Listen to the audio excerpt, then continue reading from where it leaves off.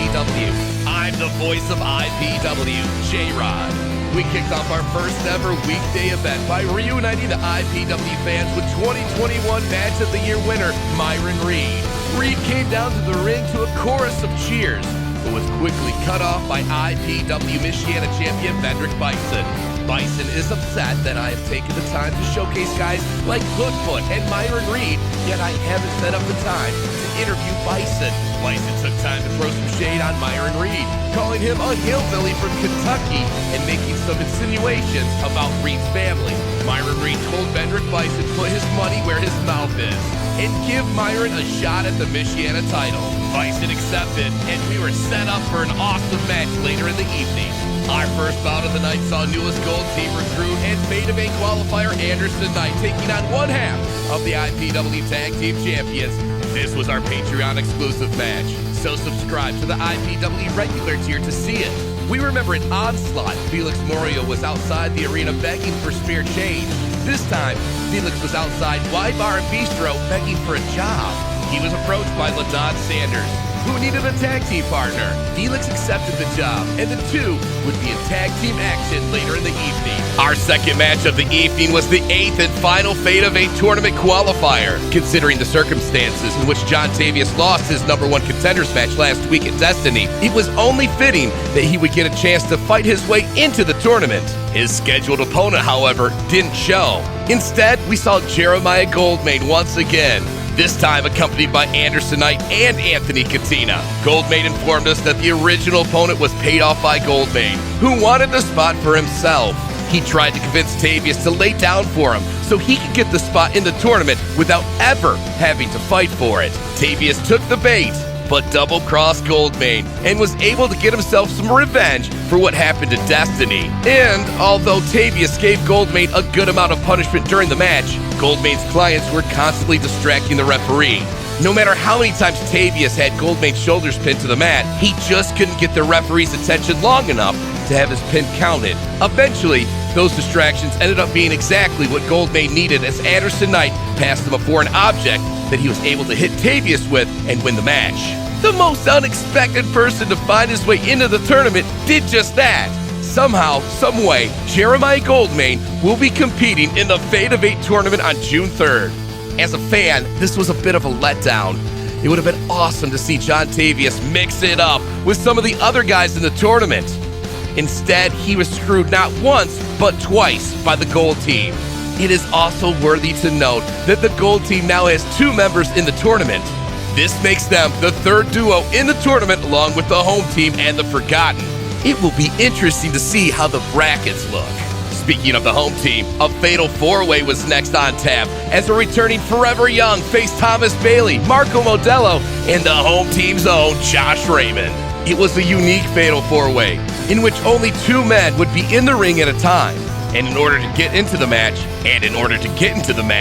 you would have to tag in and out. This match turned into a you-know-what swinging contest between Young, Bailey, and Modelo. So Josh Raymond used his wisdom to just stand off to the side while the others fought it out, before jumping in at the last second to catch Marco Modelo in that signature cross-face chicken wing submission hold to secure the W. After the match, Josh Raymond took to calling out my commentary partner, Derek Wolf. If you'll remember at Destiny, Derek Wolf blindsided both members of the Home Team, hitting Josh with a low blow, hitting Terry Van Avery with an iPad, and then hitting the closing bell on Josh Raymond in the ring. No matter how hard Josh goaded Derek refused to come down from the commentary booth and meet Josh in the ring. We were shocked to see Terry Van Avery pop up out of nowhere behind Derek and begin strangling him and beating his ass up here on the commentary booth. It took a few tries, but I finally convinced him to stop beating on Derek, and Derek crawled down the stairs and ran out of the building. An embarrassing moment for Wolf, and a moment of get back for Josh and Terry. Just prior to the next match, Felix Morio, LaDon Sanders were seen talking strategy as Marco Modelo walked between them and insulted Felix before having what can only be described as an extremely bizarre exchange with Sanders. More on that to come. Next up, we would finally get to see Myron Reed return to action as he challenged Michiana champion Vendrick Bison. We knew right away that Bison was going to have to find a way to ground the lightning fast high flyer Myron Reed, and he did find a way to do just that.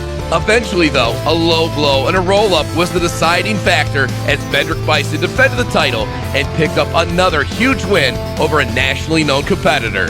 Bendrick Bison remains undefeated, and look at the victories. LaDon Sanders, the Dark Gentleman, Terry Van Avery, Chad Alpha, Mondo Real, Anderson Knight, Hoodfoot. Now he's taken down Myron Reed, and he's even got a victory over current IPW World Champion Jamal King. An absolute murderer's row of opposition. Who can dethrone the Michiana champion? In tag team action, LaDon Sanders teamed with Felix Morio to go up against two non-cons, Otto Spencer and Jorge. During the match, my new commentary partner, Jimmy Hype Win, had to watch on as the men who broke his tag team partner's arm competed. At a certain point during the match, Sanders was knocked out of the ring, and Marco Modelo came down and carried him to the back, leaving Felix to fend for himself. Two non-cons capitalized on the two-man advantage and put the match away. Afterward, they decided to lay a beating on Felix for no reason. At that time, Hype got up from the commentary booth and made the save. Otto and Jorge are undefeated with two big wins, one being the time they became the first and only team to ever defeat the home team. This puts them right up there among the other top guys in this booming IPW Tag Team division. In fact, they are now scheduled to challenge for the titles on May 20th at Mayday. Derek Wolf came crawling back to the ring to do some more complaining about how he got his ass kicked by Terry Van Avery up in the commentary booth. Derek called Terry out for a match, and when the home team music hit the speakers, it was Josh Raymond who came out from behind the curtain. Derek Wolf wanted no part of Raymond and continued to try calling out Terry. Josh was once again just a diversion. Derek Wolf clearly not picking up on the trick he was hit with not once but twice, as Terry snuck up from behind Derek and told the referee to ring the bell. When the referee rang the bell, Derek turned around to see Terry already in the ring. Terry was beating Derek up from pillar to post until Derek slid out of the ring and tried to leave.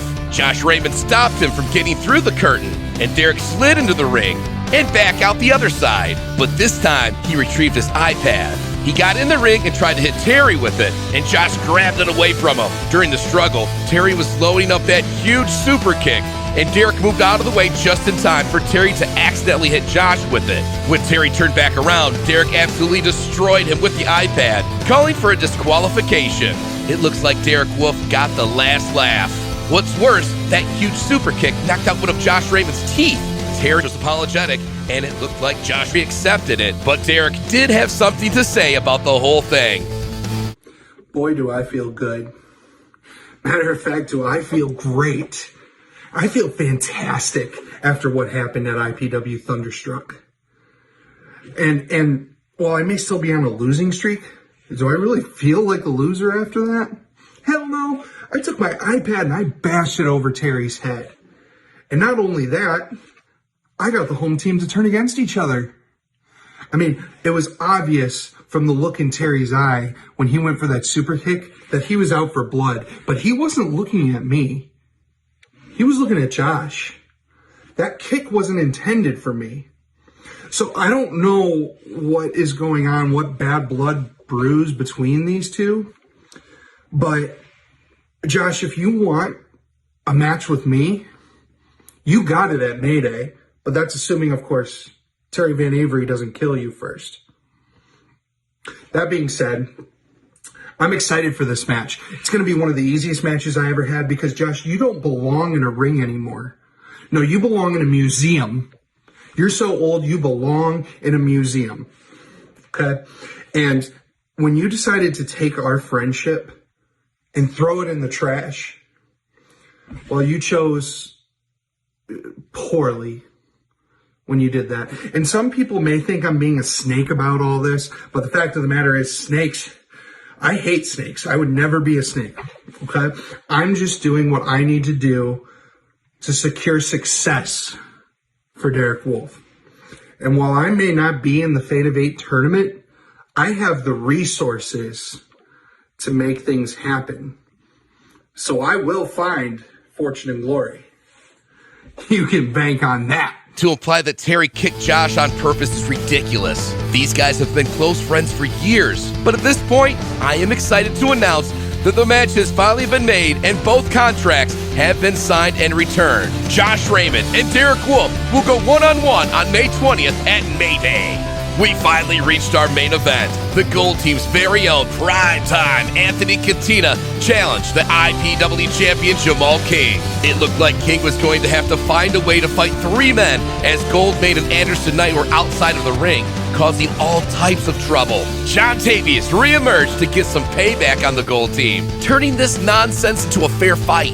Once it was a fair fight, Primetime showed that he definitely had what it took to compete for the IPW Championship, but not enough to win it, as he was snatched up in the Supreme Lock and submitted by our champion, Jamal King.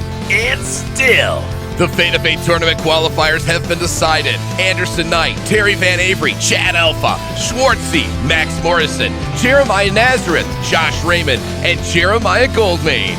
One of these 8 men will win the tournament on June 3rd and move on to challenge for the IPW Championship on July 1st at War on the Shore 3. That concludes this edition of The Insider. We are headed to a new location on Saturday, May 20th as IPW debuts in Springfield, Michigan at Territorial Brewing Company, where IPW presents Mayday.